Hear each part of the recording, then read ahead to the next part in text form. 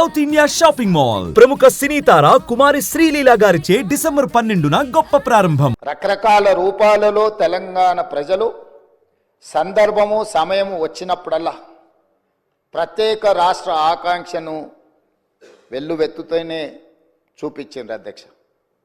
కానీ వివిధ కారణాల చేత వాయిదాలు పడుతూ వస్తున్నప్పుడు ఇక ఎలా అయినా సాధించాల్సిందే, చివరి రక్తపు బొట్టు వరకు ఆఖరి శ్వాస వరకు తెలంగాణ సాధించడం కోసమే సమిధలైనా పర్వాలేదు అని చెప్పి ఆనాడు యువత ఈ రాష్ట్ర సాధనకు ముందుకు వచ్చి ఓ శ్రీకాంతాచారి, ఓ కానిస్టేబుల్ కిష్టయ్య, ఓ యాదయ్య, ఓ ఈశాన్ రెడ్డి, ఎంతోమంది విద్యార్థులు ఉద్యమకారులై ఆకాశంలో తారా జువ్వలై వెలిగి ఈ తెలంగాణ రాష్ట్రాన్ని సాధించాలన్న పట్టుదలతో అమరులైన అధ్యక్ష.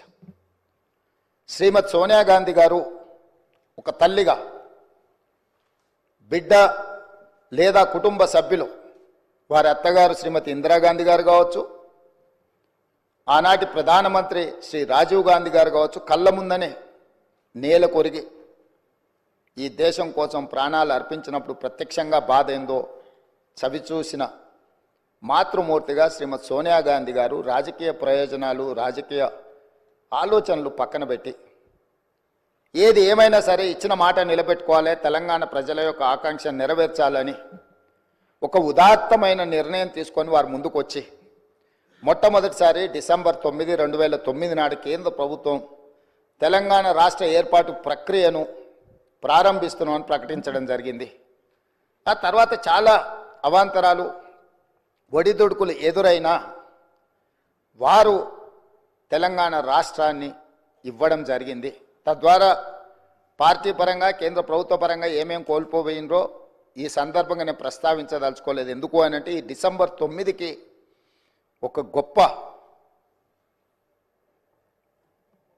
అంశము ఉన్నది కాబట్టి రాజకీయాలను మిగతా 364 రోజులు మాట్లాడుకోవచ్చు, ఈరోజు రాజకీయాలను ప్రస్తావించవలసిన అవసరం లేదన్న ఆలోచనతోటి తెలంగాణ ఉద్యమ సందర్భంగా రకరకాల సంస్థలు, రాజకీయ పార్టీలు వాళ్ళదైన నమూనాలో తెలంగాణ తల్లిని స్ఫురించే విధంగా వారు కొంత కార్యాచరణ చేపట్టినారు.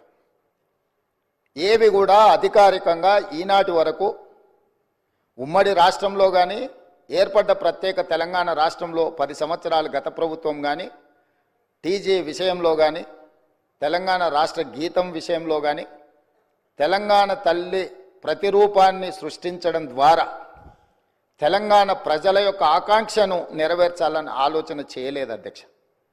ప్రజలెన్నుకొని ప్రజాప్రభుత్వం అధికారంలోకి వచ్చిన ఎంబడే ప్రజల ఆకాంక్ష మేరకు పనిచేయాలని టీజీని పునరుద్ధరించుకోవడమే కాదు, ఆనాడు ఉద్యమ సందర్భంగా బండ్లపైలనే కాదు గుండెలపైన రాసుకున్న టీజీని పునరుద్ధరించడం ద్వారా తెలంగాణ ఆత్మగౌరవ ప్రతీకగా టీజీని ఈరోజు మనం రాసుకుంటున్నాం గొప్పగా.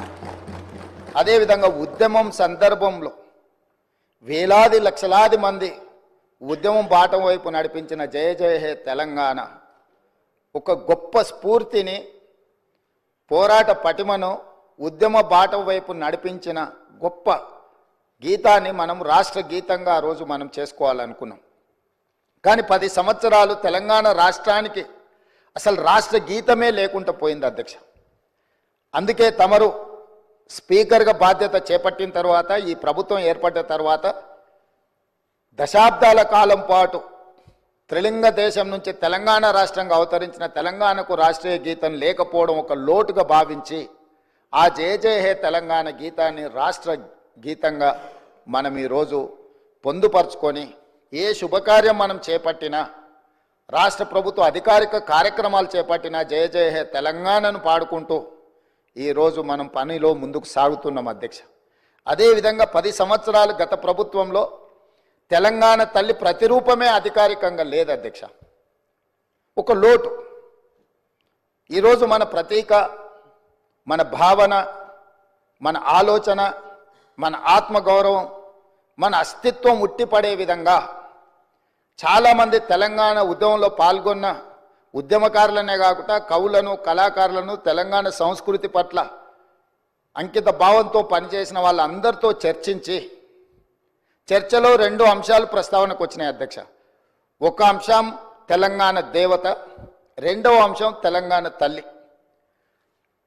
తెలంగాణ మూర్తి దేవతలాగా వజ్ర వైదూర్యాలతో కిరీటాలతో భుజకీర్తులతో ఉండాలా, లేకపోతే తెలంగాణ తల్లి మన తల్లిలాగా మన ఇంట్లో మన అమ్మను చూసుకుంటే మనకి ఏ విధంగా అయితే సంతృప్తిని ఇస్తుందో, ఒక అమ్మ మనల్ని ఎంత ప్రేమగా గుండెల్లో పెట్టుకొని చూసుకుంటుందో అట్లా ఉండాలని ప్రస్తావన వచ్చినప్పుడు మేధావులు, ఉద్యమకారులు, కవులు, కళాకారులు మనం తెలంగాణ తల్లి అనే భావనతోనే ఉద్యమ బాట పట్టినాం.